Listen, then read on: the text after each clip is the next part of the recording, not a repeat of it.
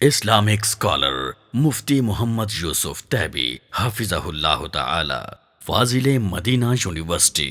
الحمد للہ رب العالمین والصلاة والسلام علی رسولہ الکریم وعلی آلہ وصحبہ اجمعین، اشہد ان لا الہ الا اللہ واشہد ان محمدا عبدہ ورسولہ صلی اللہ علیہ وسلم۔ اعوذ باللہ من الشیطان الرجیم، قال اللہ عز وجل کذبت عاد فکیف کان عذابی ونذر انا ارسلنا علیہم ریحا صرصرا فی یوم نحس مستمر۔ عاد کی قوم نے نبیوں کو جھٹلایا تو ہم نے ان پر ہوا بھیجی، ایسی ہوا جو منحوس تھی، یا ایسے دنوں میں جو منحوس تھے اور وہ مستقل چلتی تھی، اور اس نے ان کو تباہ کر دیا۔ دوسرے مقام پر اللہ فرماتے ہیں کہ فَأَرْسَلْنَا عَلَيْهِمْ رِيحًا صَرْصَرًا فِي أَيَّامٍ نَحِسَاتٍ لِنُذِيقَهُمْ عَذَابَ الْخِزْيِ فِي الْحَيَاةِ الدُّنْيَا۔ ہم نے منحوس دنوں میں ان پر ہوا مسلط کی۔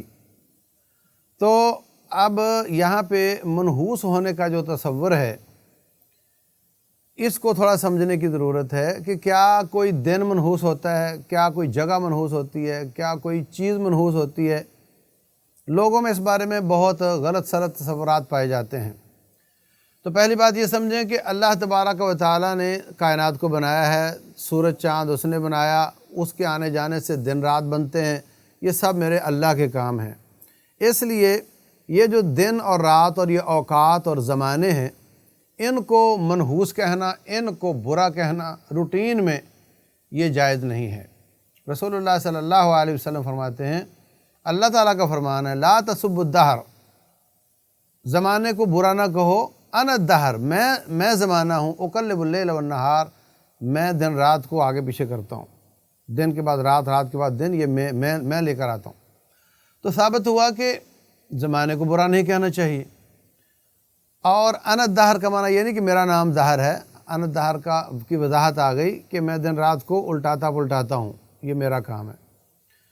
تو جب آپ اس کو برا کہو گے تو اس کا مطلب وہ گالی مجھ پر آئے گی، یہ جائز نہیں ہوگا۔ اس لیے زمانہ کوئی بھی اس حساب سے برا نہیں ہوتا کہ اس کو آپ مطلق طور پر کہہ دو کہ فلاں دن یہ نا ساری کائنات کے لیے برا ہے۔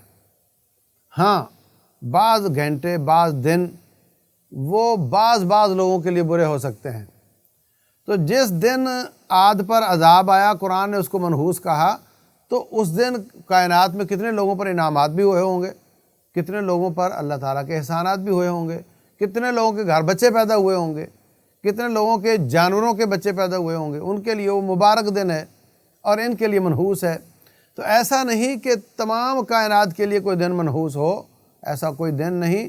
یہ ہے معنی کہ زمانے کو گالی مت دو، اور بعض لوگوں کے لیے بعض جگہیں یا بعض لوگوں کے لیے بعض اوقات وہ منحوس ہو سکتے ہیں، جیسا کہ عاد کی قوم کے لیے وہ دن منحوس تھے جن دنوں میں ان پر عذاب آیا تھا۔ اسی طرح جگہ بھی رسول اللہ صلی اللہ علیہ وسلم عرفات کے بعد اب جب مزدلفہ آتے ہیں تو وہاں پر ایک وادی ہے، اس کو محصب کہتے ہیں۔ تو اس وادی میں اللہ تعالیٰ نے ہاتھی والوں کو کینکریوں کے ساتھ، چڑیوں کے ساتھ تباہ کیا تھا۔ تو آپ نے فرمایا جلدی جلدی یہاں سے گزر جاؤ، یہاں پہ آپ نے رکنا نہیں ہے، اس میں عذاب آیا تھا۔ تو جس علاقے میں بھی عذاب آیا ہو، آپ وہاں ٹکا نہیں کرتے تھے، جلدی سے وہاں سے گزر جاتے تھے۔ تو وہ اس حساب سے، اس قوم کے حساب سے وہ جگہ اچھی نہیں، لیکن روٹین میں سب کے لیے بری نہیں ہے۔ وہ اس قوم کے لیے اس وقت بری تھی، تو چونکہ وہاں عذاب آیا تھا، تو جہاں بھی شیطان کا غلبہ ہو، آپ کی ایک دفعہ نماز سفر میں لیٹ ہو گئی، فرمایا یہاں شیطان کا غلبہ ہے، آگے جا کر نماز پڑھتے ہیں، یہ تصور اسلام میں موجود ہے۔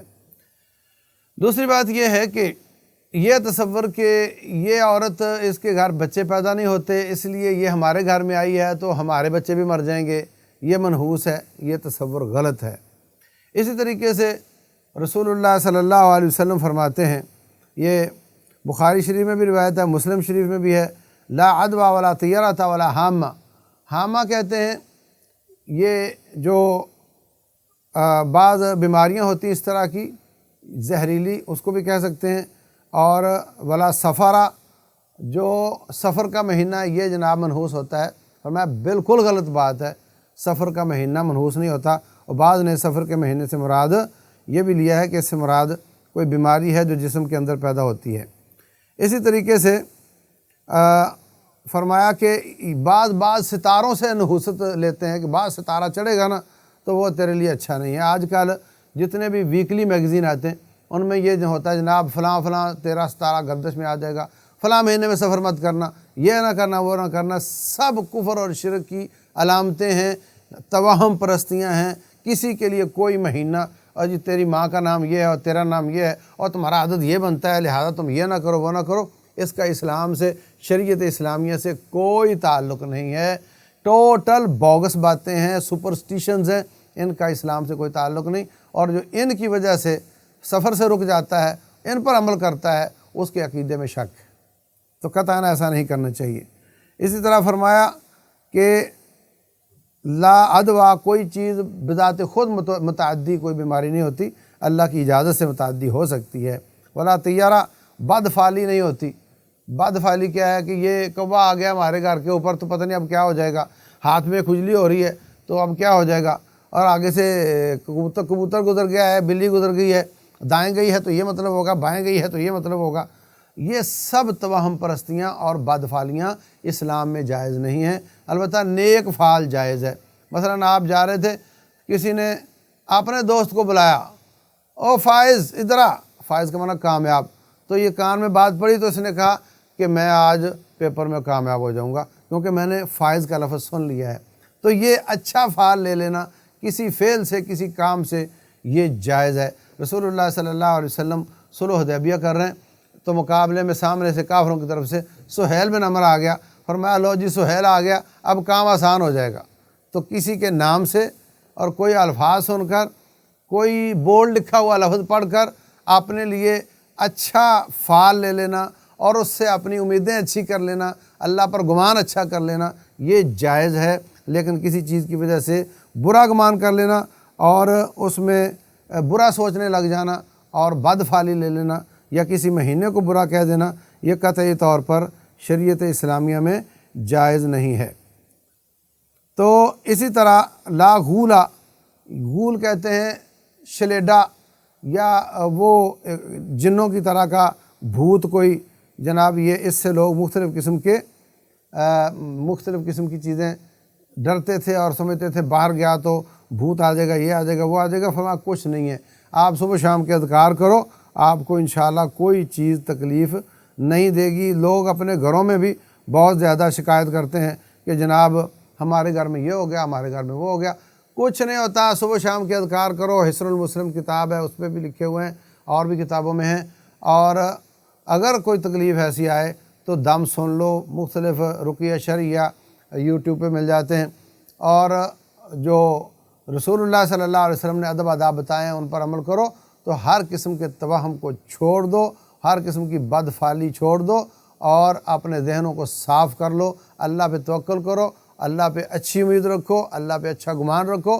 رسول اللہ صلی اللہ علیہ وسلم فرماتے ہیں اللہ کا فرمان ہے انا عند ظن عبدی بی، میں بندے کے گمان کے مطابق ہو جاتا ہوں۔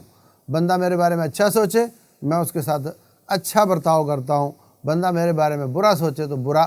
تو ہمیں اللہ کے بارے میں اچھا گمان کرنا ہے، مثبت سوچ رکھنی ہے، منفی سوچ نہیں رکھنی، تو انشاءاللہ ہر چیز آپ کو مثبت ہوتی نظر آئے گی۔ اللہ تعالی عمل کی توفیق دے۔